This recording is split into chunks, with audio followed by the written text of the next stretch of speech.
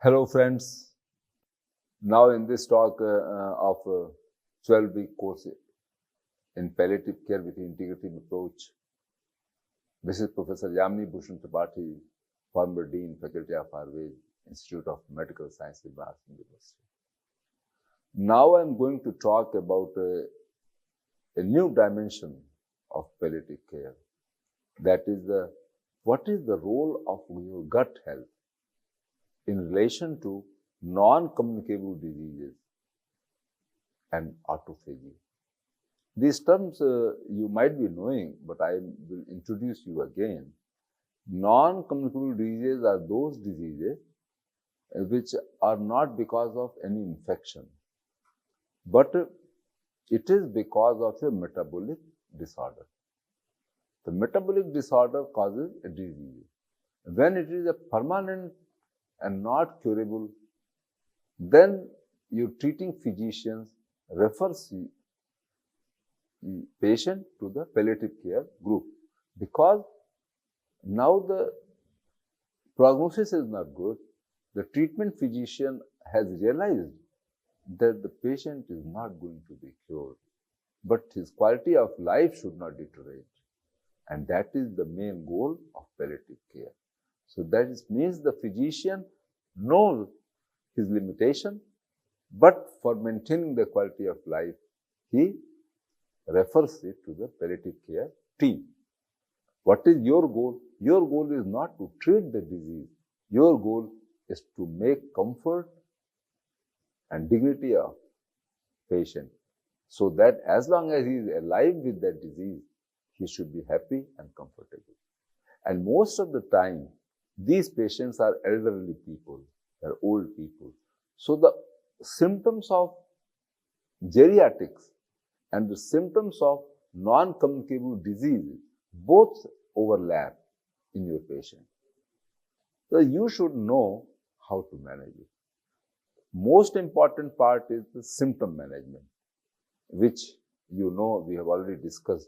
Symptom management means if he is having a pain, you treat the pain. If he is having the constipation, you treat the constipation. If he is having the loss of appetite, you treat the anorexia. So on and so forth. There are a long list of symptoms which you may find in your patients, and you have to manage as based on your knowledge, number one. And if you are not able to do, then you consult your other team members like allopathy doctor, your Ayurvedic doctor, yoga teacher, physiotherapist, naturopath, and so on and so forth. So your team is very big. You have to take care of your patient, and you act as a bridge. So this is the NCD. What is autophagy? Autophagy is a term which is responsible for removing the unwanted metabolites which is stored in your body, which is we call toxin. In Ayurveda they call am, and that is not good for your health. It is like a burden on you. So autophagy has to be activated so that the many symptoms of NCDs can be automatically removed. So that's why I have clubbed together NCD and autophagy. And both of these things are related to your gut health. Gut health में जैसा आप खाएंगे वैसा आपका मन होगा, जैसा अन्न वैसा मन. So there is a connection between your mind and your intestine. So mind-intestine connection is very important, and gut health, it depends on your diet, depends on your environment where you live. So both things are very important factor. So you have to be very careful to understanding the impact of gut microbiome on chronic disease. So why, if the gut microbiome, there are trillions of bacteria, microorganisms present in your intestine, they are processing your food in a way that it should be good for your health.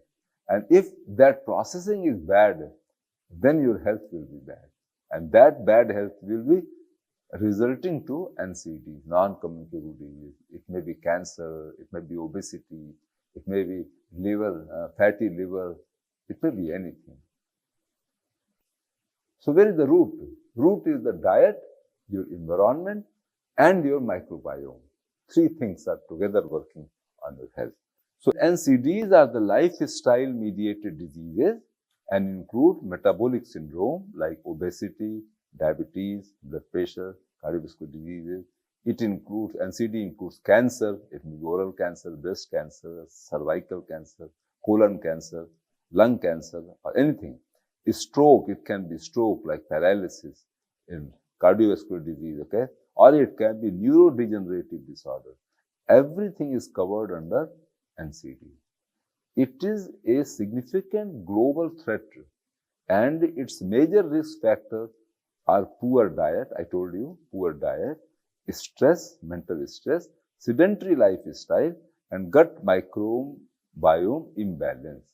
This imbalance in your intestine, bacterial imbalance, there are the good bacteria, there are the bad bacteria. Both are present, but that balance is very important for your health. And that balance is governed by your mental thought and your food habits. Two things. So, factors such as the increasing longevity, unhealthy diet, and sedentary lifestyle contributes to the pathogenesis of NCDs, which account for about 64% of the disease burden in India, maybe the whole world, nearby data.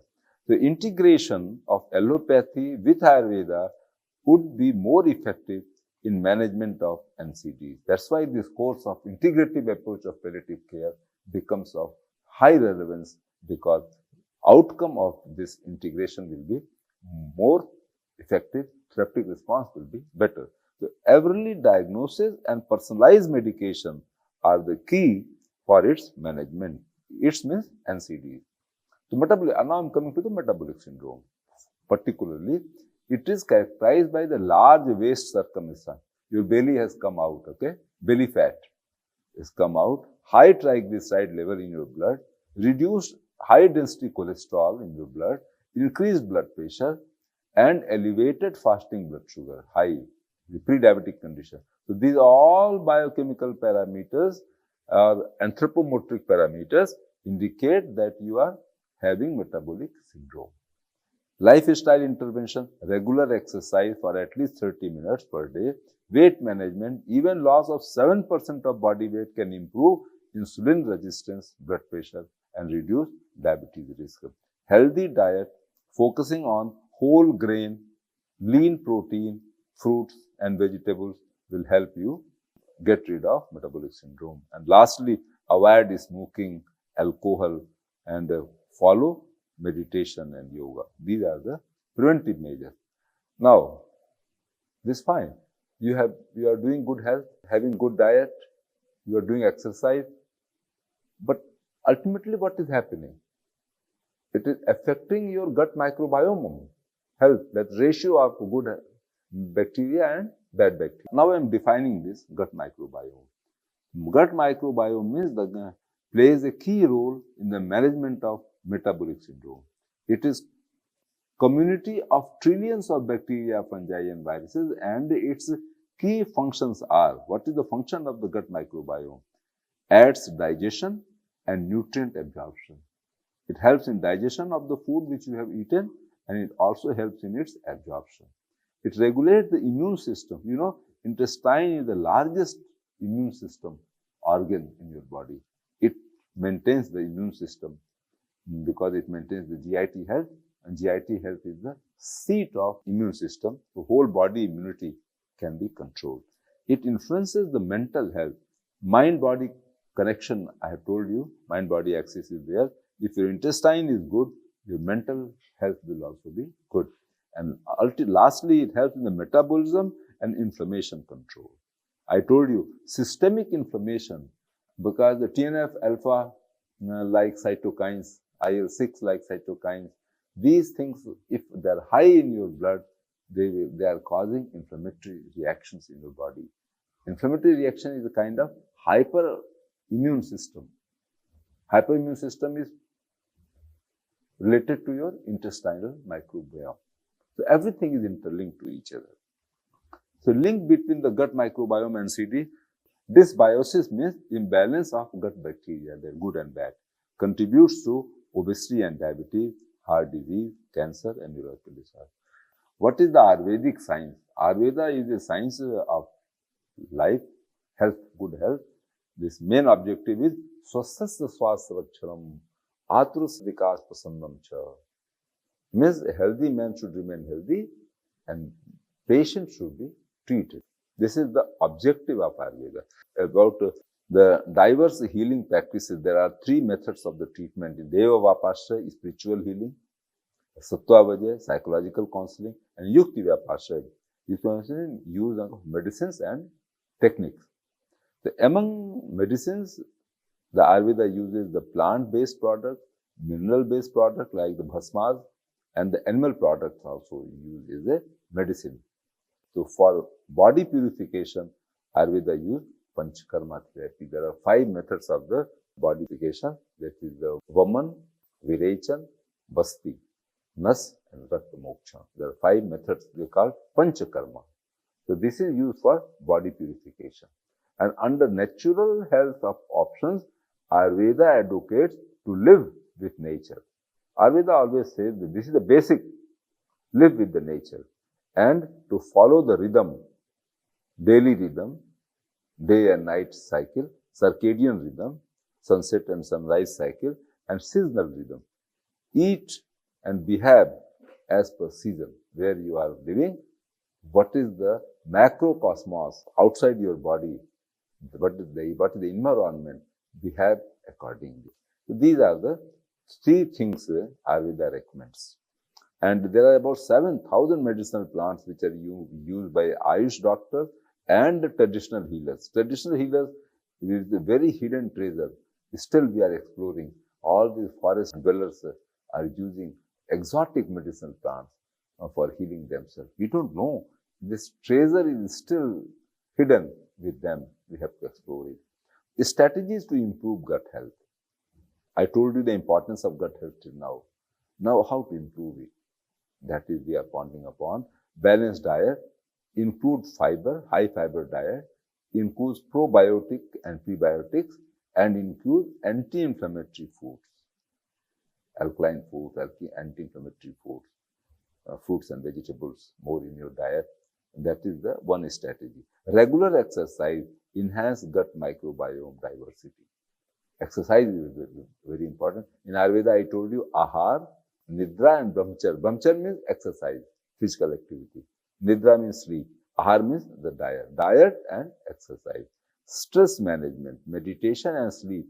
The 3 things of what I told you, the basic pillars of good health in Ayurveda, the same thing has been described here, a strategy to improve gut health.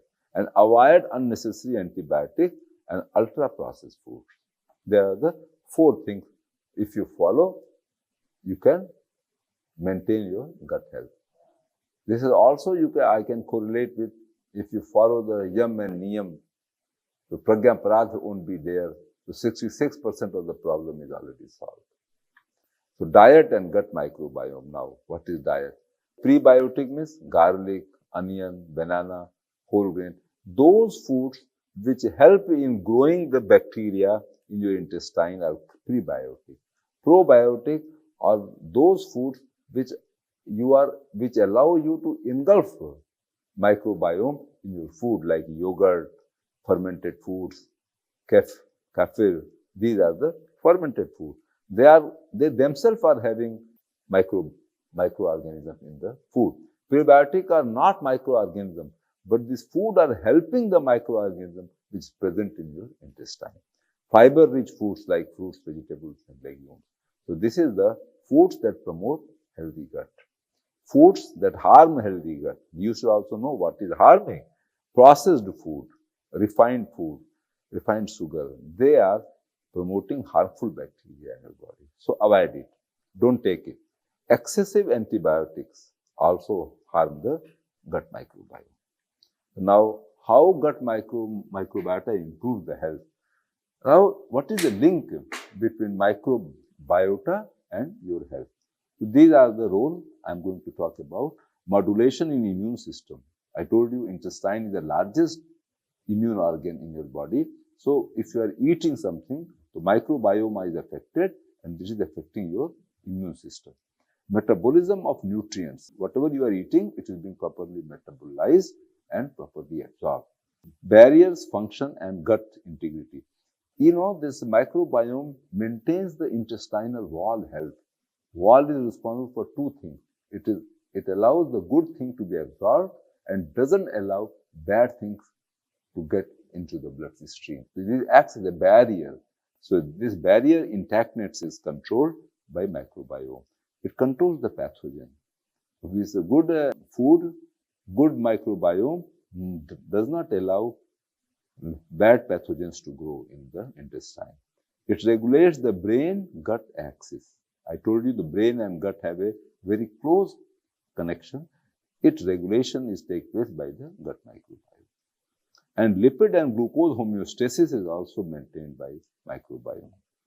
And detoxification process also takes place by the and metabolism and anti-cancer activity. So these are the major roles which are controlled by gut microbiome. Mechanism I am saying, and impact on the NCD I am saying. Mechanism what? Modulation immune system trains immune cells and balances the pro and anti-inflammatory process. I told you inflammation is an immunological reaction. The immunological reaction is controlled in the intestine by regulating these T cells, B cells and all. Synthesizes the vitamins like B12, vitamin K and short chain fatty acids by using their fibers and the food elements. It maintains the tight junction of the gut lining, does not allow, because leaky gut is not good. If lipopolysaccharides are produced in the small intestine bacteria, this LPS should not enter into the blood. If the gut barrier is leaky, then LPS will enter into the blood and that will cause the inflammation. This is the main cause of non-communicable disease. So leaky gut will be prevented by having good microbiome. And it also produces the neurotransmitters like serotonin and GABA in the intestine. The microbiome influences the insulin sensitivity and lipid profile of your body. And it helps in detoxifying harmful substances which you have eaten in your diet. And fibers to short chain fatty acid inhibits tumor growth. If this amount is optimum, the tumor growth will be controlled. The importance, I told you already, it reduces the chronic inflammation by controlling the immune system, and it improves the autoimmune disorder and allergy. It improves the metabolic health and regulates the weight and pre-diabetic condition, body weight and pre-diabetic condition, which is the one of the component of the metabolic syndrome. It prevents the leaky gut, I told you, does not allow LPS, lipopolysaccharide-like thing, which is produced from the bacterial cell wall to enter into the mainstream. It enhances the resistance to infection. It reduces the depression and anxiety, body-mind axis. It helps in preventing, manage the obesity, type 2 diabetes and cardiovascular diseases. It lowers the toxic load. It improves the liver function and kidney health. And ultimately, it reduces the risk of cancer. So now direct immunological impact of the gut microbiome. So immune component are macrophages, natural killer cells and beta cells. They are present in the small intestine. Pro-inflammatory cytokines are regulated and regulatory T cells are activated. Decrease via suppression. This activity is decreased via suppression of IL-10 and TGF-beta signaling. It results to the reduces the anti-inflammatory regulation, can contribute to the autoimmunity. Pro-inflammatory cytokines like NF-kappa B pathway activation leads to the increased TNF-alpha and IL-1, promotes the inflammation which is involved in immune activation and tissue response. Macrophages, natural killer cells, regulation in TNF-gamma and GZM. It enhances the immune defense modulation and modulates the cytotoxicity response. So this is the direct effect on the immune system. The indirect effect, what are the indirect effects? Short chain fatty acids play an important role. This is a GPCR activation, HDAC activation, TH1 cell maturation, and TH17 cell maturation. These are the indirect effect of the microbiome by enhancing the production of short chain fatty acids from your dietary fibers. What is the role? This produced by gut bacteria from dietary fibers helps. GPCR activation helps in signal immune cells to take protective action. HDAC inhibition stops harmful gene expression which can slow tumor growth. And TH1 cell maturation boosts the immune cells that attack virus-infected and cancer cells. And TH17 cell maturation balances inflammation and important in controlling autoimmune disorders and infections. So these are the functions of these actions. They are the indirect action because of the short chain fatty acid. Take home message, fight cancer cells. This microbiome fights cancer cells. It strengthens your immune system. It controls the harmful inflammation. How can you help your gut? This is the tip for you, for your health also and for the health of the patient also. Eat fiber-rich food like fruits, vegetables and millets, whole grains and legumes. Include fermented food in your diet like curd, idli, pickles. And lastly, avoid too much of sugar and processed food. These are the take-home message for you to control your good health, bacteria health. How gut bacteria affect your immunity and wellness? A simple guide. Boost natural defense, control inflammation, and balances the immune system. Three things they are doing. Good gut bacteria helps your immune system to fight infection better by producing helpful signal. And good microbiome helps the control the inflammation, turn off the certain alarm systems in your body. This keeps inflammation in check so that you don't feel tired or sick all the time. If your inflammation is controlled, you are always active. And balance is a healthy gut keeps your immune system calm and balanced. If it is hyperactive, it is inflammatory. If it is normal, it is protective. Balance. Without it, your body might overreact and attack itself, leading to allergies and chronic. Overreaction is bad thing. Gut microbiota mediated immune regulation. Gut microbiota overview. Over 13 million bacteria resides in your GIT. Major bacterial groups are firmicutes, bacteroids, actinobacteria, proteobacteria, and microbia. There are the 5 major groups of microbiome, 13 millions of bacteria there. Impact on cancer. Initiation and progression. Specific gut microbes influence the development of various cancers. Nature wants to control their growth. If the growth is overgrowth, their chance of cancer will be there. Diagnosis and treatment. Gut microbiota can affect cancer detection and treatment efficacy. Nowadays, gut microbiota testing process is very common in medical diagnostic. It is a little expensive because the whole genome sequencing is done. But if you get it done, you can predict what is the status of your gut microbiota, and depending on that, you can change your lifestyle and food habits. The prognosis and prediction. Gut bacterial composition help to predict the cancer outcome. Microbial metabolites and cancer, like the TMA, trimethylamine, and TMAO, promotes hepatocellular carcinoma. If this is high in your GIT, the chance of cancer is more. Hydrogen sulfide linked to colorectal cancer development. If H2S is high, then colorectal cancer chance is more. Steroid hormones, biotransformed by Clostridium leptum and Clostridium coccoides, promoting the breast cancer. So these are the microbial metabolites which are responsible for cancer. So early detection of these metabolites can help you to protect yourself from this. Regulation of inflammation. Now, ultimately, inflammatory factors like gut microbiomes regulates TNF-alpha, IL-1, NF-kappa B that influencing the cancer-related inflammation. And prostate cancer, dysbiosis increases IL-6 and NF-kappa B pathway, which are responsible for promoting the prostate cancer. So, gut immune system now. Gut is the largest organ in the body. Lymphocyte concentration about 70%. About 70% of the lymphocytes are present in the gut.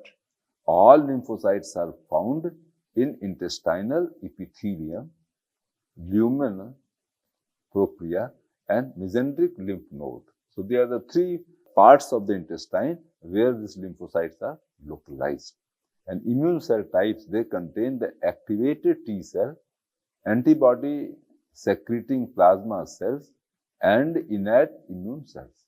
There are three kinds of cells, immune cells. The tumor immune escape. What happens when the immune system is so strong, then why cancer takes place? This is a $1 million question.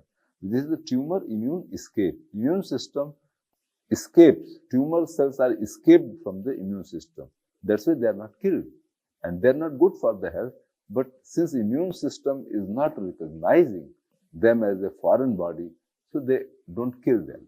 And that is the cause cancer progression takes place in our body. The cancer cells often evade the immune system during tumor development. Its mechanism involves decreased immune detection of the cancer cell. Number one, immunosuppressive environment. Even if they are detected, the immune system is suppressed from that point of view, so the cancer goes. And immune checkpoint proteins, upregulation of the proteins like PD-L1 that inhibit immune response. So lastly, CD8 T cell decreased activity, which are crucial for targeting and destroying the cancer cells. So low activity of CD8 T cells is the cause of the cancer progression. Understanding the gut immune connection, potential for therapeutic strategies. Now, if you understand the gut immune connection, you can design a treatment plan.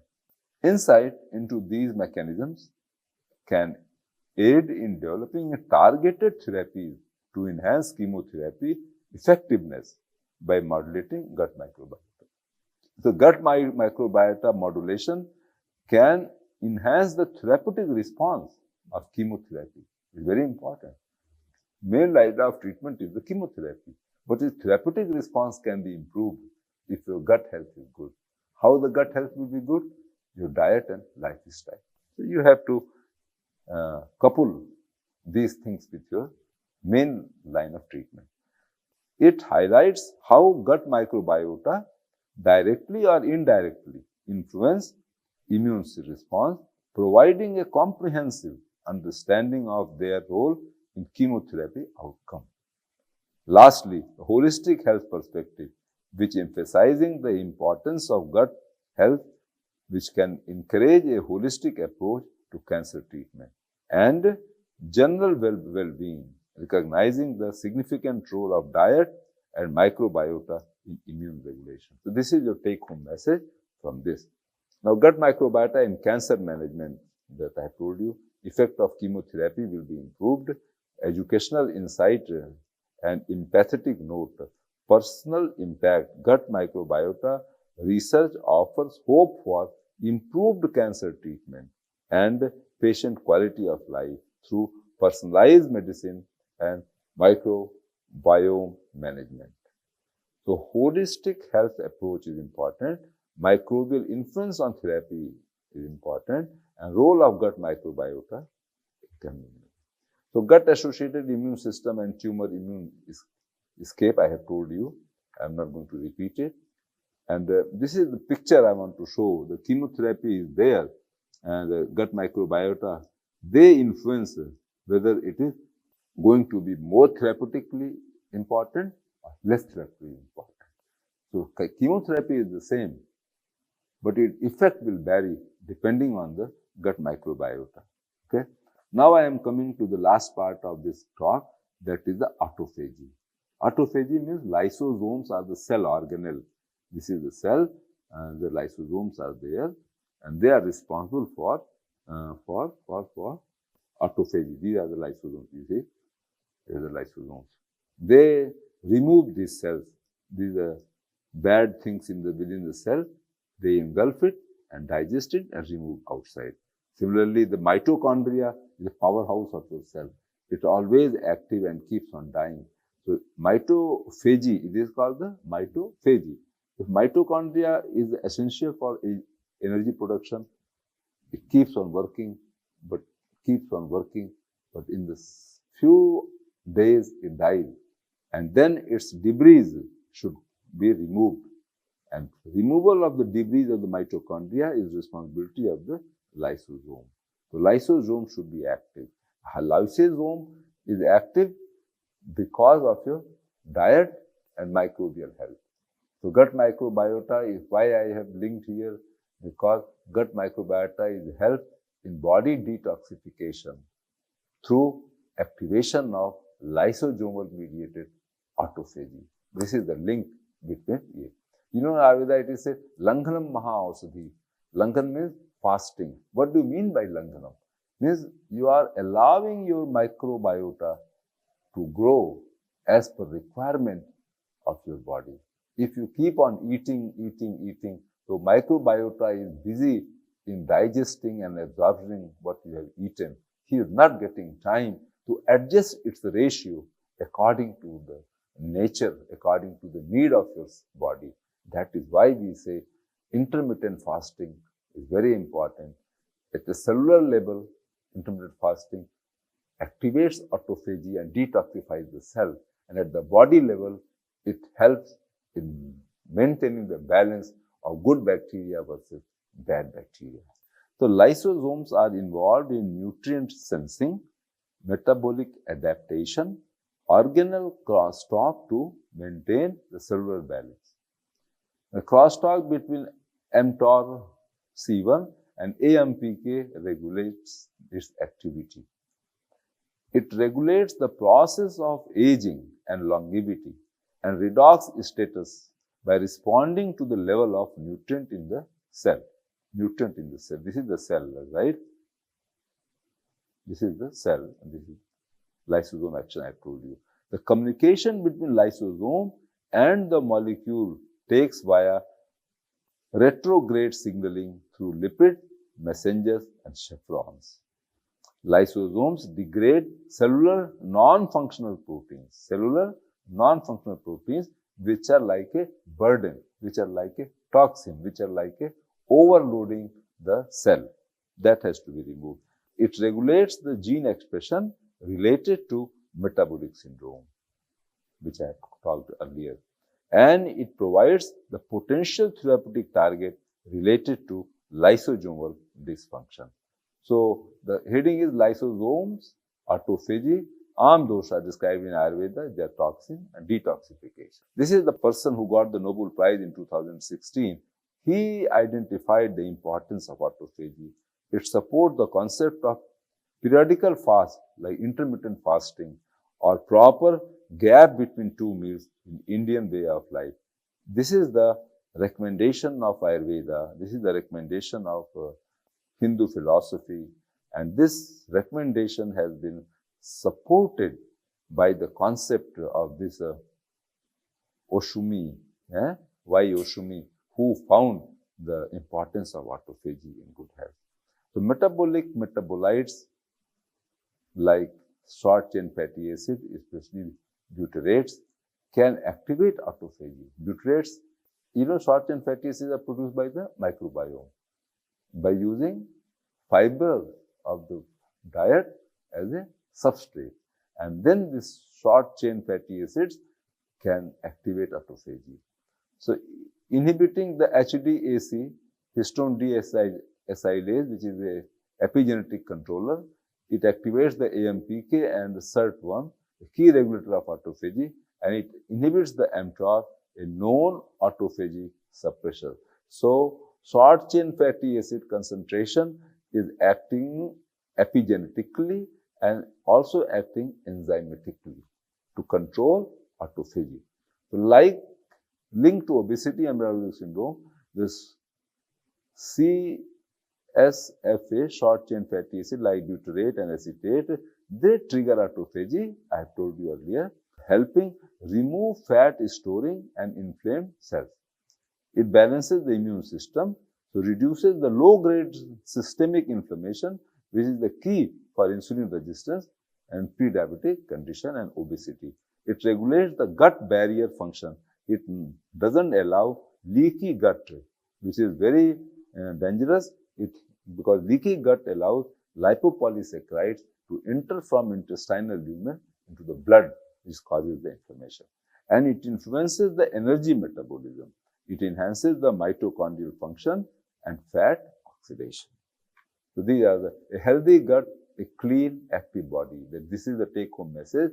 Eating fiber-rich food feeds good bacteria, which clean up your cells through the natural process called autophagy. This process burns excess fat. It reduces swelling inside the body, that is called the systemic inflammation, and it keeps your metabolism in the balanced state. The homeostasis of metabolism is maintained by healthy gut. And lastly, a weak gut, which is because of the eating junk food, stress, and using antibiotics, block this cleaning system, leading to the belly fat, sugar problem, and inflammation. So the key mechanism of all these three things is short chain fatty acid activates AMPK and SIRT1 pathway and increases autophagy. If short chain fatty acids are less, autophagy will be less. Microbial imbalance dysbiosis increases mTOR activation, and mTOR is the inhibitor of autophagy. Autophagy is coming down, you see, it finally resulting to obesity and inflammation. You see the arrow is high inflammation, high obesity because of low autophagy. Low autophagy means high activity of mTOR. And leaky gut, LPS in the blood. Leaky gut allows LPS to enter into the blood, which causes the systemic inflammation and which is the basic cause of metabolic syndrome progression. So this is the picture I wanted to show you. This is autophagy. It controls the hepatic lipid metabolism. It controls the muscle mass. It controls the pancreatic beta cell survival and function. It controls the inflammation. It controls the adipocyte differentiation. So obesity inhibits autophagy, and all these organs are under stress because of low autophagy. So lysosome activity and longevity, this is also important. The longevity means 100 years of life. What do you mean by longevity? Longevity means all sense organs should be perfectly working up to 100 years of your lifespan. That is called good quality of life.